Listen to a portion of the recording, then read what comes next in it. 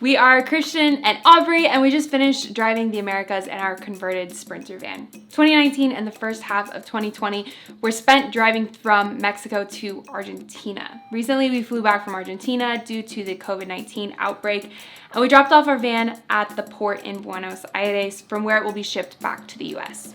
We're fortunate enough to have a home back here in Austin, so we are actually safe and sound. We have a place to stay. But that being said, we don't know what we're going to be doing next. So we've been talking about that a lot, and we're trying to readjust ourselves to a lifestyle of just being in one place, which is a big adjustment. And this is the first time in 3 years that we've been at one place like this. So today with this video, we wanted to take a blast into the past and reminisce about South America. Also share a few stories that we haven't shared on this channel. And then at the end, we will share with you guys kind of what the future is looking like for us and our upcoming plans.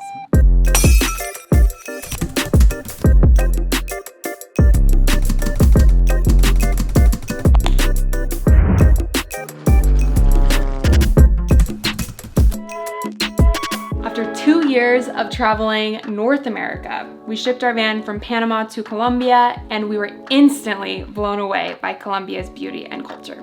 This is our favorite move because I hate swimming and I don't like the water. It scares me. Really? So I curl up on my baby girl. Keep moving. Oh, keep moving. Keep moving. Yeah, okay. Wow. Nice, lovely little spot, huh? This literally looks like a fairy tale path, dude. We've got our cows.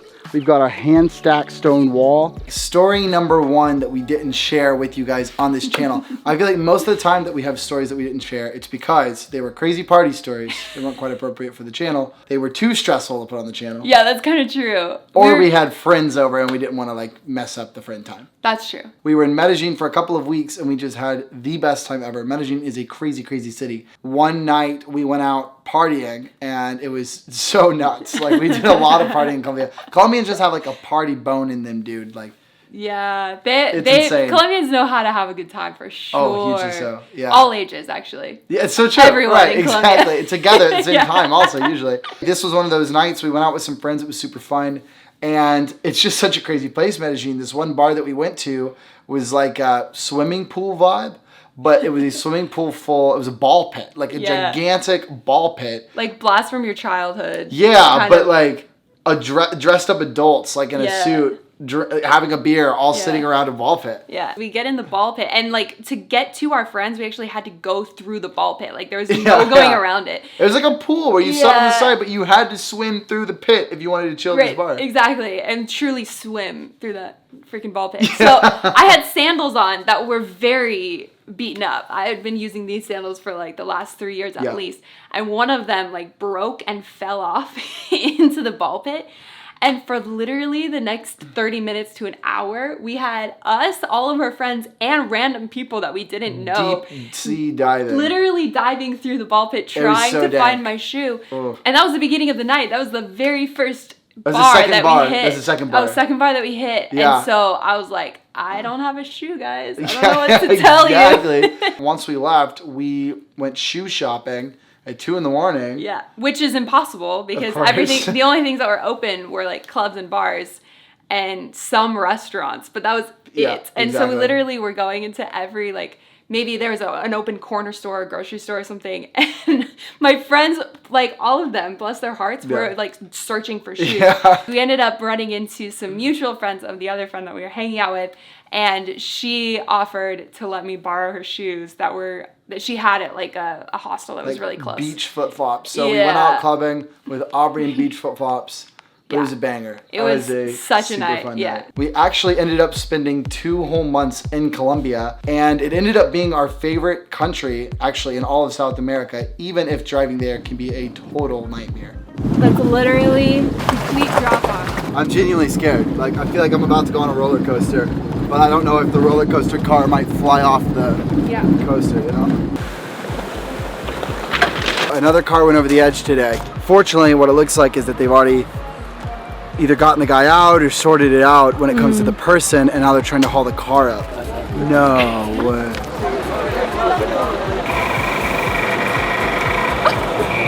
So we entered Ecuador after all of that craziness, really needing a couple of peaceful days of just full relaxation to regroup. But then the hell?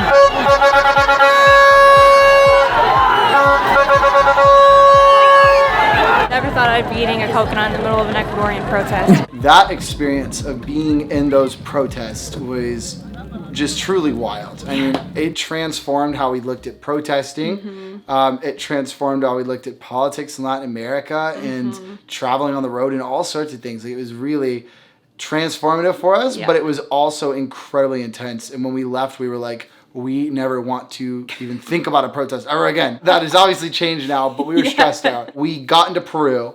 As soon as we got to Peru, we found this hostel on our app iOverlander that was like a safe haven for travelers. And we're like, we don't care. We're paying for it. It doesn't matter. We just are going to go there. We're going to sleep for 3 days, wash our clothes, shower, be on the internet, and just like we need to like take a breath. Yeah, and like not worry about anything for a few days. Yes. But a lot of people were in the same boat, which was really interesting. Because, I mean, as you can imagine, because the nation was in unrest, a lot of travelers felt like they needed to get out. And so all of us that were heading south kind of entered Peru. And this hostel that we're talking about was pretty close to the border. So a lot of people who had just escaped Ecuador and all of the protests there ended up at this hostel. Right, exactly. So it was us. It was a small hostel, but obviously they had packed it out. So they were like backing campers up the driveway.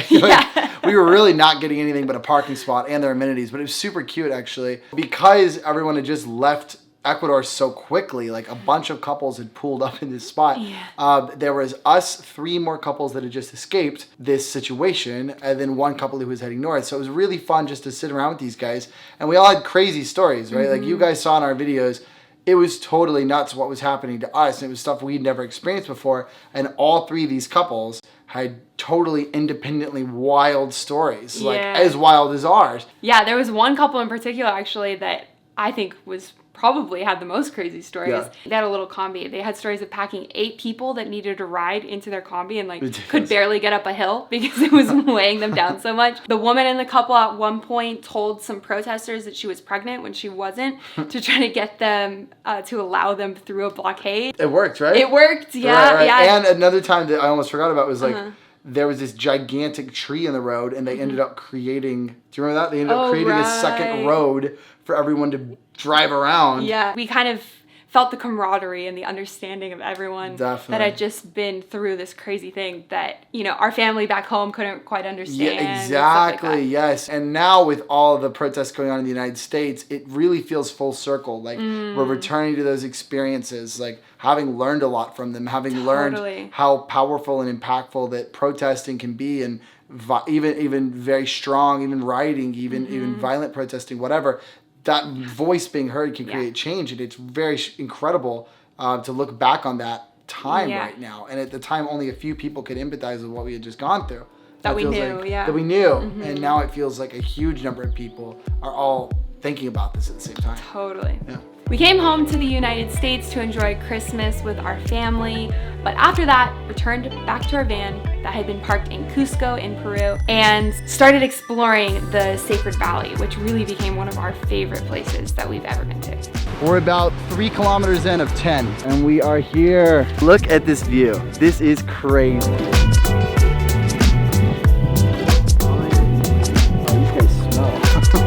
After exploring Peru, we zipped through northern Chile and headed to the Chilean lake region in central Chile. This was pretty much the last place where we would get to explore Chilean food and people and culture before entering the extremely remote but extremely beautiful northern Patagonia. You look ready, let's go. Do I? Yes. See you later. Oh, okay. Off the tourist, no planning. Look at that. This is our first Patagonia glacier. How are you and Manchas getting along so far? Pretty good today. I want to go a lot slower than... Manchas wants to go. We're doing good. Good. Learning quickly. Thrown into the deep end.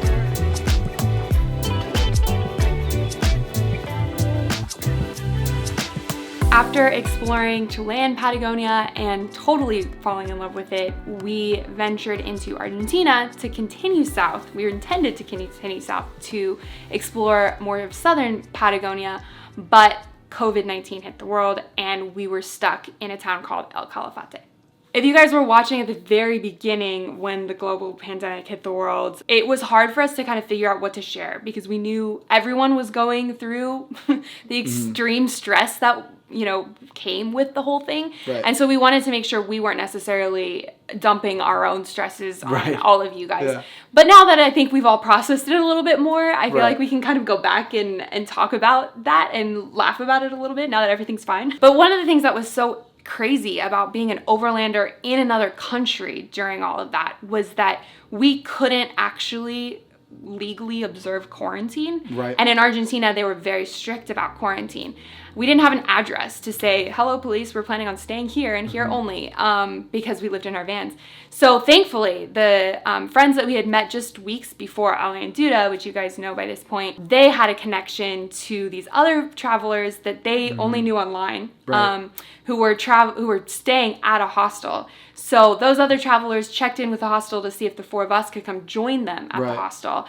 And then we ended up meeting Chechu, which you guys know too, and she was staying at the hostel overlooking it. And so we ended up being quarantined with 3 people that we didn't even know, and 2 other people that we had only known for a couple of weeks. Right. I think the main thing that we didn't share, though, was just how daily all the plans changed and how exhausting and terrifying that really was.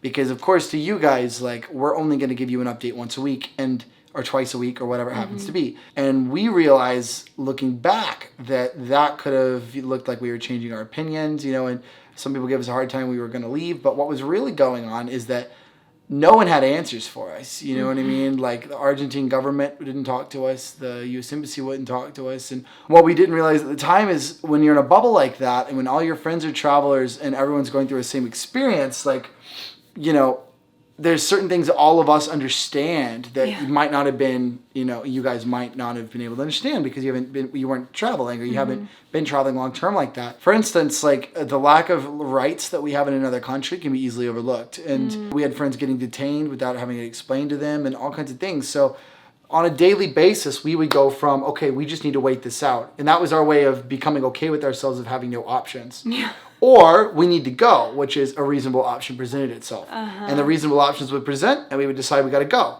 And then they would fall away. And the next day we would convince ourselves it was okay to stay. Yeah. And it was that like a ruthless back and forth for 2 months. And we were trying to present a clear narrative through our YouTube channel, just of what we were doing. But we didn't know what the hell we were going to do. So it was such a strange time. And when I look back on it, I mean, of course, what made it amazing was the people. Like, couldn't have been 5 better people to quarantine with.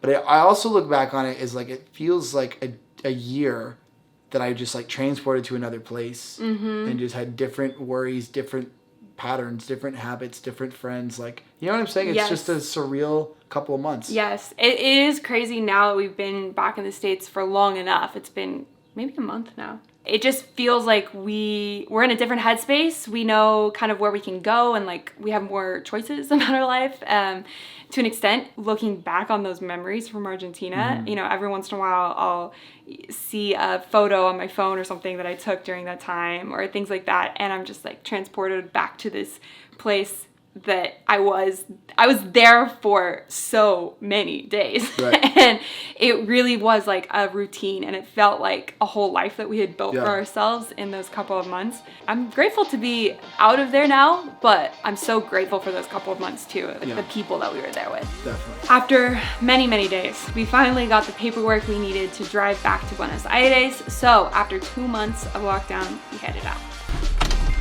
Last drive in South America is done. Woo! We just dropped our van off. It was all behind closed doors with official inspections, so we weren't able to film anything, but we are done. Bye, van. So good. Guess who's flying home tomorrow? Last flight. Last flight. I can't even believe it. Can I take my mask off? Finally? Our home for the next 2 weeks of quarantine. Oh my God. And with that, we are closing the South America book, the Latin America book. That's so crazy. Year and a half down. Oh man. On to our plans now, because we got to answer that stuff. So the first thing that might be on your guys' mind is where the heck is the van? So it's on my mind. It's definitely on my mind every day. Every day I think I've been telling Christian, like, how crazy is it that our van is still in Argentina across the world? We dropped it off at the port and it's sitting there waiting to get put on a boat. Yeah. Last time we heard from our agent, the next boat that should be coming is June 18th. It was going to be May 22nd or 23rd or something, but then that got postponed. Yep. So we're prepared for it to be postponed again because we know it was postponed in April, it was postponed in March. So, and just to like fill you guys in on what this practically looks like on like a financial side, because obviously this is a huge purchase. We have paid the agent, we paid the port fees, we've like paid everybody in Argentina that needs our money. Yeah. And now the next thing we're going to be doing is paying the rest of it when our van is on a boat. So we have everything ready to go. And the next step is literally when a boat lands there, they've got the keys, they've already got their money, they're just going to drive that sucker on. Yeah. And it'll get going. Yeah, just kind of, my heart skipped a beat when you said they have keys. Like, I just, it's totally terrifying. It's very terrifying. Best case scenario, the van gets here late July. Yeah. And it will be arriving in Houston, which is awesome because we're in Austin, so we're only about 3 hours away. So all we'll have to do is just drive to the port in Houston. I can't even imagine how easy it's going to be compared to last time. Speaking in English with all of the port people, like, piece of cake. It's going to be huge. In the meantime, we are going to be redoing our space. This is a little bit of a sneak peek. Ooh. You guys are getting a little cheap because you're not supposed to know this is in here already. We are redoing our rooms with new furniture, decor, just building cool things in here, painting, all sorts of fun DIY stuff. So I know that plenty of you are still spending most of your time at home trying to be productive and just sitting around figuring out what the hell you can do with your time. Guess what? That's all we're doing too. Yeah. So maybe get some ideas, share some ideas with us, and look forward to those videos. They are going to be coming out every Saturday until we get the van, pretty much. Our mindset right now is we're without the van. We're without the opportunity to travel right now. And so why not just invest in our house that we have here, in our space here, and make it as comfortable as possible. If you can't control that many things in your life, might as well do the thing you can control as well as you can do it. Is this the end of van life? Are we ever going to travel in the van again? The answer to that is really we don't know. Yeah. Which is kind of a crazy place to be. But I think one of the things that I'm feeling right now being back is I think the world is showing us with this global pandemic and the unrest going on in the US, like we need to focus on our communities, on the local. So I'm ready to invest in Austin and ready to invest in Texas, whatever that means. I don't know if that means like traveling around Texas. I don't know if it means just staying here in Austin and plugging in. I think that's kind of where our mindset is right now. Once we get the van, that could change, honestly. It's true. I don't know. I mean, right now we just can't travel at all, but I can confidently say we are going to keep traveling and likely going to keep overlanding, regardless if that's in a Sprinter van or in some other rig or whatever. Yeah. That isn't changing. That's very important to us. That kind of content's going to stay on this channel. This channel is going to keep on clicking along with all kinds of cool stuff. So please don't leave now that South America is over. Yeah. Unless all you want to see was South America, then sorry. It's over. Start over the series. Oh, wow, true. Yeah. That's what you really want. Just start it over. There's no need to leave. We're so grateful to you guys. We really, really are for supporting us by showing up every week to watch our videos. It honestly just means the world to us. It was such an experience and it feels crazy to be making like functionally our last South America video. It does. Latin America video. I feel like we've been thinking about this nonstop for 2.5 years because we went to Mexico for the first time 2.5 years ago. And it was like the first time I had the guts to drive out of the US or Canada, like to drive south of the border. Yeah. And it seemed like such a big, crazy thing at the time. And looking back, it just doesn't seem crazy. No. It just seems so, like, man, my comfort zone was just so smaller than it is now. You know what I mean? Totally. Like, when I look back at where I was before this whole experience, I just, you know, I feel like I knew so much less about other people than I do now. You know what I mean? I feel like I knew so much less about myself too. Yeah, for sure. I feel like I've just grown up so much in the last couple of years, and like I know who I am now. Definitely. You know, and I'm still young. Like I'm still 25. You know, but just the difference between me and even me entering Mexico a year and a half ago for the first time when we like were on our way to Argentina. It was just such a journey, man. Yeah. I mean, every step of it, like there were such incredibly challenging and scary parts, and that I just didn't know how we were gonna make it through. But then there were just such incredibly fun and rewarding parts. Some of the best friends ever made. Like, what a rewarding, proud thing. Like, we did it, man. We freaking drove to Argentina. That's so badass. I know. It's so badass. It's so crazy. So badass. Like, it's so cool that we did that. Yeah. It was so fun. Like, yeah, it's nuts. I'm so grateful for the experience that we had. All of the experiences that we had going down there, but I'm also so grateful to you guys because honestly, you guys gave us the opportunity. That's so true. To have this experience. That really is true. Yeah. I couldn't agree more. I hope you've enjoyed all the content we put out about it because we sure have. I mean, God, it's been so fun. Like that has given us such something to look forward to through our travels and to keep us grounded, like to keep talking to you guys as a community, to meet so many of you guys. I mean, like we have met so many lifelong friends on these travels, almost all of which we met through this channel. And like, how incredible is that? You know, like what an amazing thing. So we're so grateful to you guys. You financially kept us, just by consuming our content, you financially kept us on the road and kept us encouraged and supported throughout the whole thing. And it's an amazing journey for all of us. Like any of you guys that have watched these videos with us, you were part of it. You were encouraging us. You were supporting us. And this is like all, you know, it's something that we kind of all did together. So bye-bye to South America. Hello to House DIYs. And we'll see you with the first DIY of this here office next Saturday. Okay, we'll see you guys later. Bye.